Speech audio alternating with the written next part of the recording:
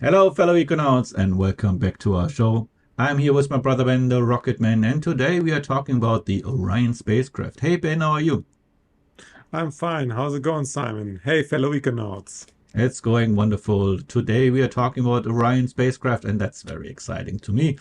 We will take a look first at a diagram that you guys should be familiar with, which is the SLS rocket. And you can see very well in comparison how small the Orion spacecraft actually is in comparison to the SLS.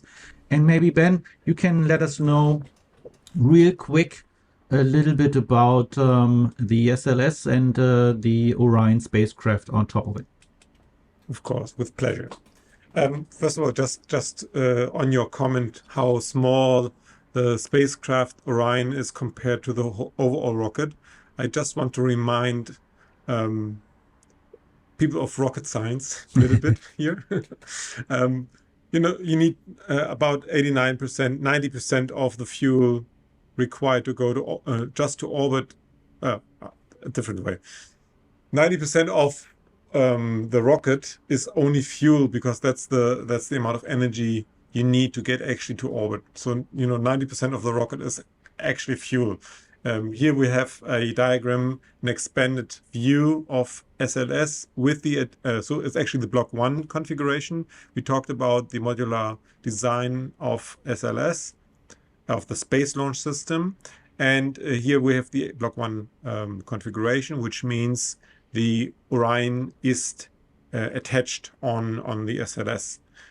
So quick overview here, the SLS is everything up to the part of the Orion stage adapter, so including the interim cryogenic propulsion stage.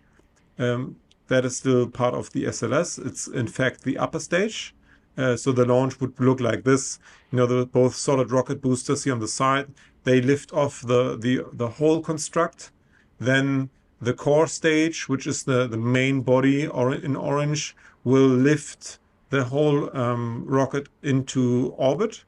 And then at some stage when we're in the right position, the interim cryogenic propulsion stage, the upper stage, will push the Orion spacecraft to the moon or to a moon orbit and then also detach from the spacecraft. Maybe we go now to a more detailed view of the Orion so Yeah, that we that's a can very good idea. Let's go to the next overview. so here we have an again more expanded view, let's say, of the four stages, or four parts of the Orion.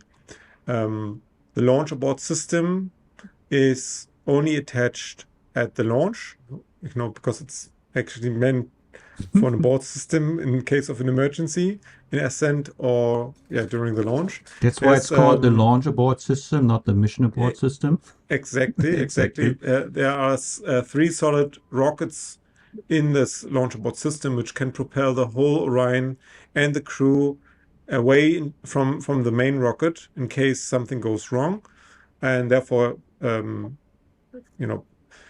purpose is to save them.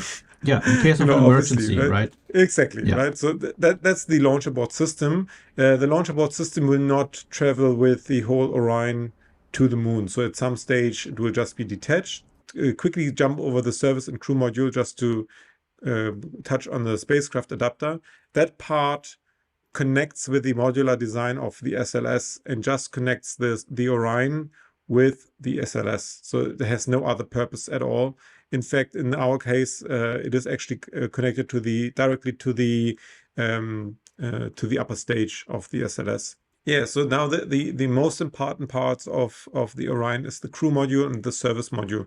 They both together make more or less the actual spacecraft. The rest is, it's just the hull around it to protect it during the launch. Both the crew module and the service module are very, they're a further development of the CSM from the Apollo mission. The CSM literally stands for crew and service module, so no surprise here. Let's go to the service module first. I think the service module has a propulsion system on board gives the electrical power to the actual crew module and also to the service module, and has life support systems and so on. And there's water, oxygen, and nitrogen stored in the service module. The service module is, you could say, a mini rocket for the crew module to actually navigate and also bring the crew back from the moon to Earth. So just reminding again, the cryogenic stage, the upper stage, has pushed the whole Orion spacecraft towards the moon. Once we are at the moon and orbiting around the moon, somehow we have to come back. And in order to do that, and also, they might have to do docking maneuvers with Gateway at some stage, and also a docking maneuver with the lunar lander. So obviously you need to be able to navigate and maneuver a little bit. So therefore you need propulsion. But also, more importantly, you need to get back to Earth. Exactly. And so in the crew module, that's the heart of everything. The crew module is where our astronauts will sit in and where they are secured, where they live more or less for the whole time.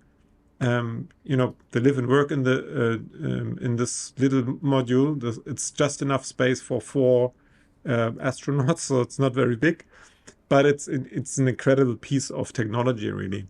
Yes, and this incredible piece of technology, we have already started taking a little journey of the Orion spacecraft by starting going into orbit to the moon and return. But now we are at the stage where we want to safely land back on Earth. And what I find incredible is what this little crew module actually can do. Maybe you can let us know a little bit about the extraordinary achievements that this crew module actually can do. I mean, the heat alone is like for me like It's I'm a bit hot astounded. Yeah. from the outside. Yeah. But maybe let's start with a couple, or with a very simple comparison. The whole Orion weighs 21 tons, Yes. completely assembled. And of that, 8.6 tons is the crew module. So less than half of the overall mass. And obviously, 4 astronauts in there, each of them maybe, I would say, gauge them maybe 70 to 80 kilogram. I wouldn't say they're much heavier. So, you No, can yeah. imagine there's a lot of mass around those few people in there. And also don't forget the 70 to 80 kilograms. It's including their equipment, right? Well, now the equipment is a bit with the equipment they're heavy, I would say. Oh, But okay. Oh, sorry. don't Yeah. nail me on that. And so not too sure about that. And also we I don't want to offend any astronaut with any Of course heavy or not. lightweight.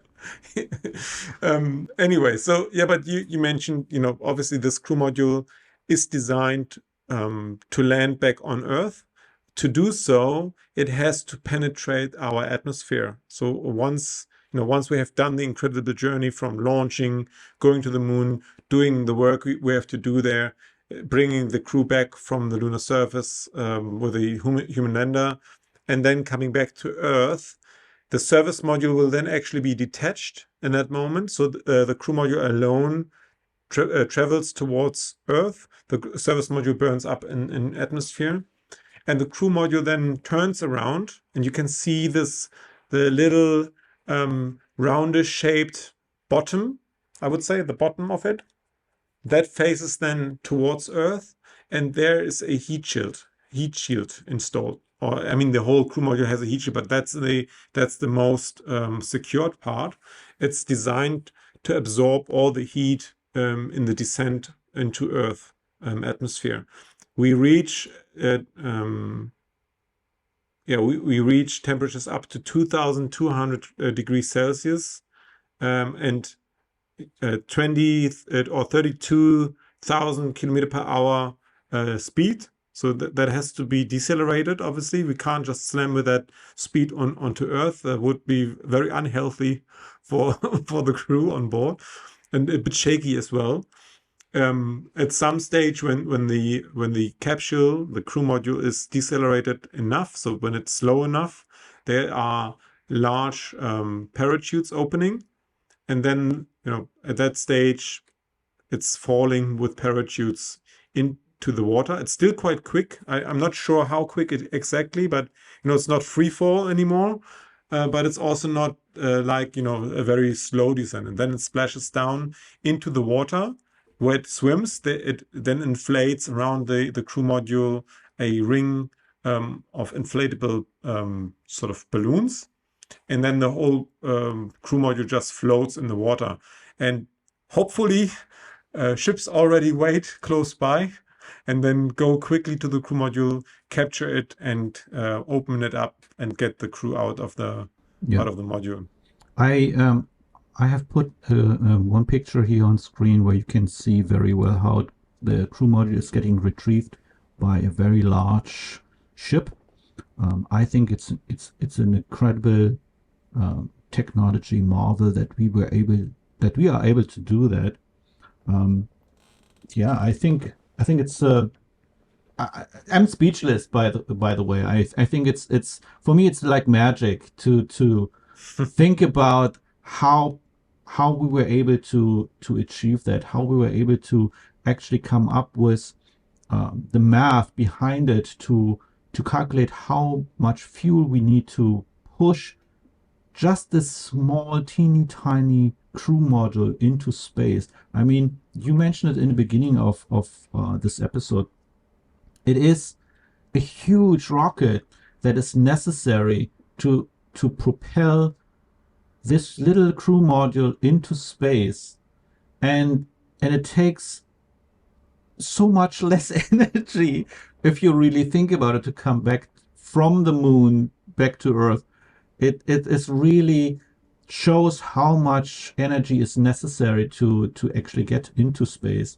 And that's also why it is so incredibly important to have a lunar base if we want to conquer Mars, right? I mean, that's something that we absolutely always talking about, how important it is to actually do this step so that we can be prepared for all the steps that are coming afterwards, right? Yeah, that's exactly right. I mean, this demonstrates very well why it's so much more advantageous to launch from the moon in order to get to Mars, and obviously also to do research on the lunar surface, to find hydroxyls in the lunar regolith, to make water, or to find ice on the moon, which can just has to be melted to get your water. And then having no atmosphere and being so far away from Earth to not feel the gravitational pull so much just from the moon makes it so much easier, especially if you can make the fuel on the lunar surface. Otherwise, imagine you have to bring the fuel from Earth to the moon all the time. You would need a huge rocket like we just saw to bring a tiny, about, in this case, if it's just a tank you would bring with nothing else, just the fuel, you could bring about 20 tons with the SLS Block 1 of fuel. But that's not enough. So you would have to do multiple flights, multiple SLS starts just to bring enough fuel for another SLS start from the lunar surface. It's very impractical to do it this way. It is, yeah. That's why I think the first step should be basically getting the base on the moon.